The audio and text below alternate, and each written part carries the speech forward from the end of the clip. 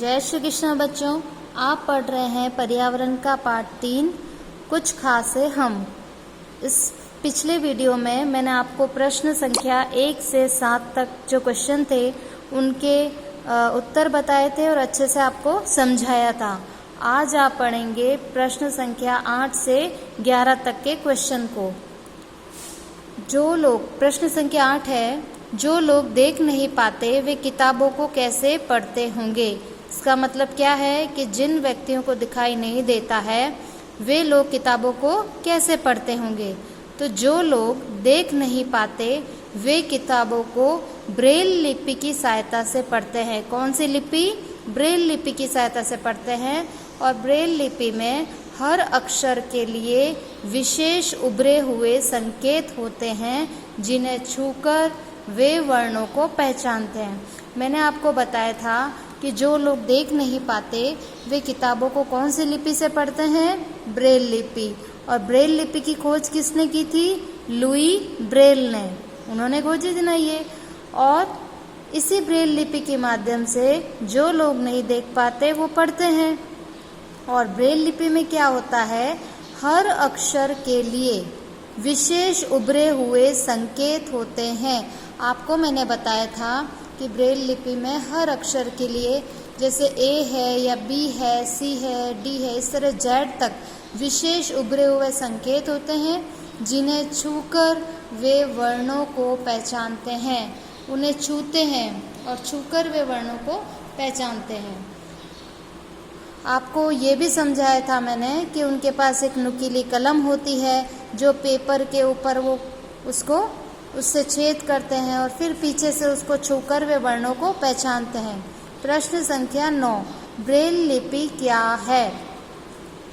Braille लिपि अंधे लोगों के पढ़ने के लिए तैयार की गई एक विशेष लिपि है। ब्रेल लिपि क्या है? जो लोग अंधे होते हैं उनके पढ़ने के लिए तैयार की गई एक विशेष लिपि होती है। हम जो किताबें पढ़ते हैं वो हमारी किताबें अलग होती है और ये अंधे लोगों के पढ़ने के लिए अलग तरह की किताबें होती है, उनकी अलग ही लिपि होती है। इसमें स्टाइलस नामक एक नुकीली कलम से कागज में छेद करके लिखा जाता है। स्टाइलस नामक नुकीली कलम से आपने अपनी किताब के चित्र में देखा होगा, वहाँ पे एक स्टाइलस था। वो स्टाइलस किसे कहते हैं? वो एक नुकीली कलम होती है। उस नुकीली कलम को क्या बोलते हैं? स्टाइलस। उस कलम से क्या किया जाता है? कागज में छेद करके लिखा जाता है और कागज को उल्टा करके उभरे हुए बिंदुओं को छूकर अंधे लोग पढ़ लेते हैं। कागज को क्या किया जाता है? उल्टा, और उल्टा करके उसके उभरे हुए बिंदु उसको छूकर अंधे लोग पढ़ लेते हैं। इसमें 6 बिंदुओं से वर्णों की आकृतियाँ बनाई जाती है। तो उभरे हुए, जो पहले तो स्टाइलस से क्या करते हैं? उस कागज पे छेद करते हैं, फिर छेद करके कागज को उल्टा किया जाता है और उल्टा करने के बाद उभरे हुए बिंदुओं को छूकर अंधे लोग पढ़ लेते हैं। और इसमें 6 बिंदुओं से वर्णों की आकृतियाँ बनाई जाती है। कितने बिंदु होते हैं? 6 बिंदु। 6 बिंदु से वर्णों की आकृतियाँ बनाई जाती है। प्रश्न नंबर 10 है, सांकेतिक भाषा क्या है? सांकेतिक भाषा यानी संकेतों के द्वारा बोली जाने वाली भाषा। इसका उत्तर यह है, शरीर के हाव भाव और संकेतों के साथ बात बताने और जानने की भाषा को सांकेतिक भाषा कहा जाता है। शरीर के हाव भाव और संकेतों के साथ बात बताने और जानने की भाषा को सांकेतिक भाषा। देखो, जो हमारे शरीर के हाव भाव होते हैं, अभी कई बार क्लास में जैसे मैं मुंह से शब्द नहीं बोलती लेकिन मैं आपको हाथों से इशारा करती हूँ कि इधर आओ, तो आप मेरे हाथों के इशारे को देखकर समझ जाते हो कि मैम हमें बुला रही है।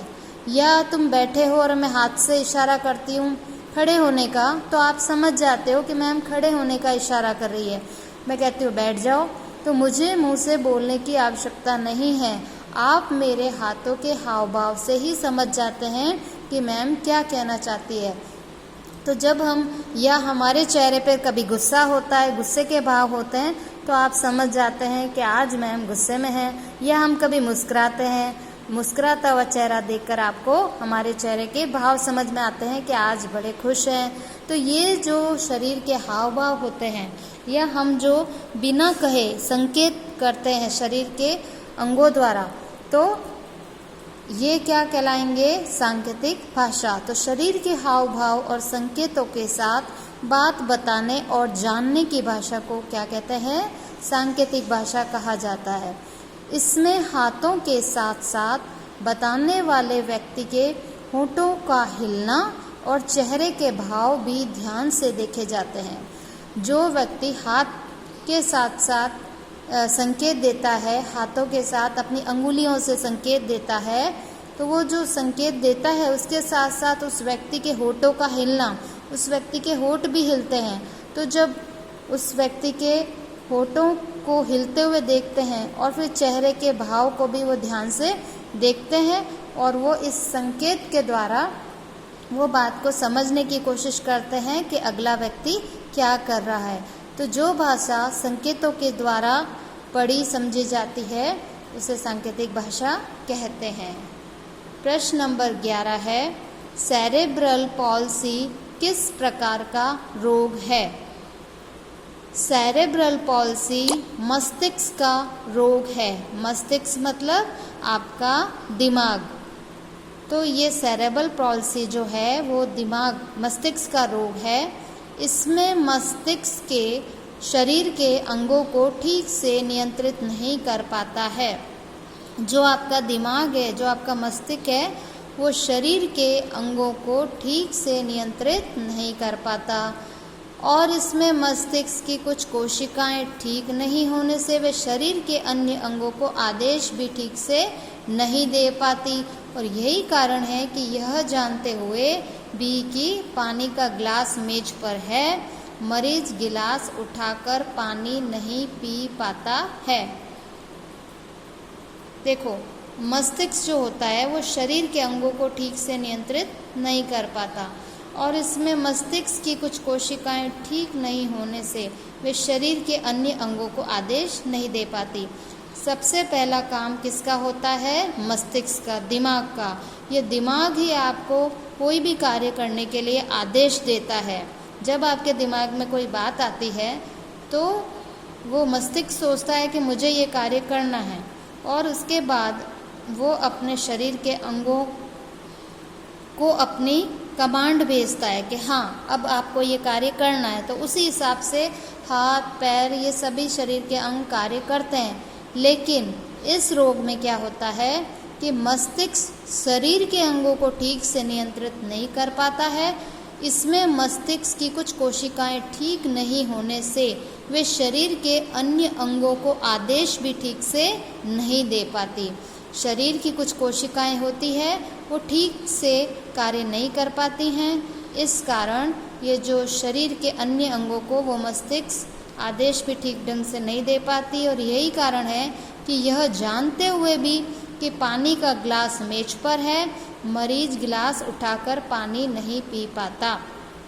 सेरेब्रल पॉल्सी का मरीज, उसके सामने ग्लास पड़ी है, उसके हाथ भी ठीक है, उसके पैर भी ठीक है, उसे हाथ पैरों में उसके कोई समस्या नहीं है, लेकिन उसका मस्तिष्क उसको अच्छे से, उसके मस्तिष्क का शरीर के अंगों पर नियंत्रण नहीं होने के कारण वह व्यक्ति पानी का ग्लास या कोई भी चीज़ पड़ी है, किताब पड़ी है, जग पड़ा है, वो उसको उठाकर पानी नहीं पी पाता क्योंकि उसके मस्तिष्क का उसके शरीर के अंगों पर से नियंत्रण नहीं रहता।